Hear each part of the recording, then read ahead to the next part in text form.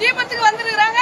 இந்த மலை வந்து 1222 அடி தீபம் ஏற்றுவாங்க. அதாவது இது இதிகாசமோ புராணமோ வரலாறோ எங்களுக்கு தெரியாது. இது எங்களுடைய முன்னோர்களின் நம்பிக்கை. யானையின் பலம் தும்பிக்கை, மனிதனின் பலம் நம்பிக்கை. நான் இந்த திருவண்ணாமலை தீபத்துக்காக நான் ஒரு பதிவு எழுதுகிறேன், கேளுங்க. திருவண்ணாமலை மேல் வாழும் மகேசா, பார்வதிக்கு இரபாகம் தந்த பரமேசா, நீ அருணையின் கருணை உள்ளம், உன்னை காண்போர் இல்லங்களில் மகிழ்ச்சி வெள்ளம், உன் திருவுளம் கண்டதால் என் கருவூலம் பெருகியது, உமை சுற்றினால் கிரிவலம், உன்னால் தான் ஏறும் எங்கள் மனோபலம், நீ மும்மூர்த்திகளின் நடுமூர்த்தி, உன்னை